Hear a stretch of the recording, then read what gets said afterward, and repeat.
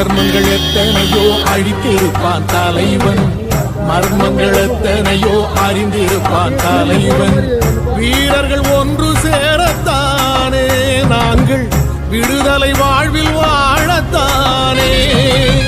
குழந்தைகள் எத்தனையோ காத்திருப்பான் தலைவன், புதுமைகள் எத்தனையோ கலந்திருப்பான் தலைவன்.